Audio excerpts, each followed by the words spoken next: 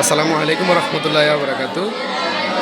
আমাদের ভোগই বাজার কেন্দ্রীয় জামে মসজিদের খতিব হাফেজ মাওলানা বেলায়েত সাহেবের বিপুল আশার বাজার যে নূরেহেরা মাদ্রাসা আছে, গতকালকে বড় একটি দুর্ঘটনা ঘটে গেল। সবচেয়ে দুঃখজনক বিষয় হচ্ছে অত্র মাদ্রাসার ছাত্র এই দুর্ঘটনার সাথে জড়িত। উনি এত বিশাল একটা ক্ষতির সম্মুখীন হয়েছেন যেটা আসলে ভাষা প্রকাশ করার মতো নয়।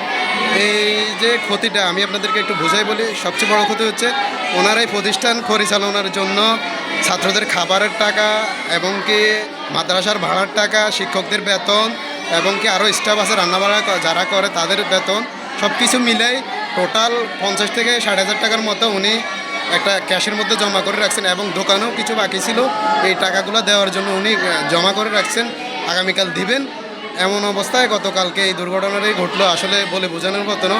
আমি এখন হুজুরের কাছ থেকে জানবো হুজুরের আসলে কী ধরনের ক্ষতিটা হয়েছে, হুজুরকে একটু জিজ্ঞেস করি। আর আপনারা যদি কেউ সম্ভব হয় হুজুরের এই অসহায় অবস্থায় মাদ্রাসার জন্য কোনো ডোনেট বা কোনো অনুদান দিতে চান, হুজুরের এই পরিস্থিতির মধ্যে পাশে থাকতে চান, আমি আপনাদেরকে ওনার বিকাশ নাম্বার দিয়ে দেবো। আপনারা অনুগ্রহ করে ওনার পাশে দাঁড়ান। আমি আপনাদের কাছে বিনীত অনুরোধ করছি, কারণ এমন একটা দুর্ঘটনা ঘটলো উনি এখন এই মুহূর্তে খুব একটা অসহায় বোধ করতেছেন। কারণ এই টাকাগুলো দিয়ে এখন মাদ্রাসা পরিচালনার কাজ চলতো এবং কি উনি এই মাদ্রাসার ছাত্রদের খাওয়ারটা যোগান দিত আর কি, এবং শিক্ষকদের বেতন। তো আপনাদেরকে অনুরোধ করছি আপনারা ওনার এই মাদ্রাসার পাশে দাঁড়ানোর চেষ্টা করবেন। আমি ওনার বিকাশ নাম্বারটা দিয়ে দেব, যে যা পারবেন মাদ্রাসার অর্থায়ন করার চেষ্টা করবেন ওনার মাদ্রাসাটা পরিচালনার জন্য। যেহেতু এটা একটা হেফজোখানা দিনী শিক্ষা প্রতিষ্ঠান, সবাই আমি আশা করি ওনার পাশে দাঁড়াবেন। তো আমি হুজুরের কাছ থেকে শুনবো আসলে মূল ঘটনাটা কি, আপনারা দয়া করে সবাই শুনবেন। হুজুর, আপনার সমস্যাটা একটু বলেন।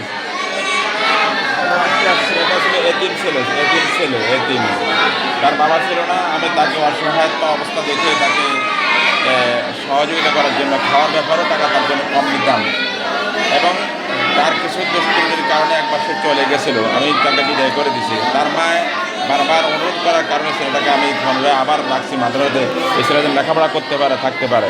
সত্যি আমি কোনো সময় কল্পনা করি না, আশাও করি নেই আমার এর ক্যাশের থেকে টাকা কোনো ছাত্র নেবে। এখন এই টাকাগুলো মাদ্রাসার ভাড়া এবং কি মাদ্রাসার আমাদের দোকানে আমাদের চাল ডাল কেনার জন্য যে টাকাগুলো ছিল, কিছু টাকা বাকি ছিল, ওই টাকাগুলো দিব, এবং শিক্ষক এবং কর্মচারীদের বেতনের জন্য মোটামুটি ছাত্রদের এবং ছাত্রদের খাওয়া দাওয়া সহ শিক্ষকের বেতন এবং বাবুসির বেতন সহ মাদ্রাসার ভাড়া সমস্ত কিছু এখানেই ছিল আমাদের।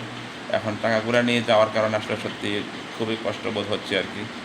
বাকি সবাই দোয়াও করবেন, আর মাদ্রাসা যেন চলতে পারে, ছাত্রদের খাওয়া দাওয়া যেন হতে পারে, তাদের খাওয়ার ব্যবস্থা যেন করতে পারি, এটা আপনাদের সবার শুভকামনার আশা রাখি আর কি আমি আপনাদের কাছে। তো আপনাদেরকে আমি অনুরোধ করতেছি আপনারা এই প্রতিষ্ঠানের পাশে দাঁড়ান। দিনী একটি প্রতিষ্ঠান, দিনী খেজমতের জন্য।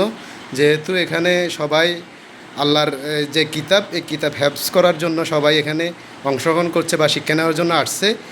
সবাই এই অসহায় মুহূর্তে আমাদের এই প্রতিষ্ঠানের মধ্যে একটু সাহায্যের হাত বাড়িয়ে দিবেন, কারণ এটা একটি দুর্ঘটনা। হুজুর কখনো আপনাদের কাছে কোনো কিছুর সাহায্যের জন্য বা কোনো দান অনুদানের জন্য কখনো কারো কাছে চাই নাই।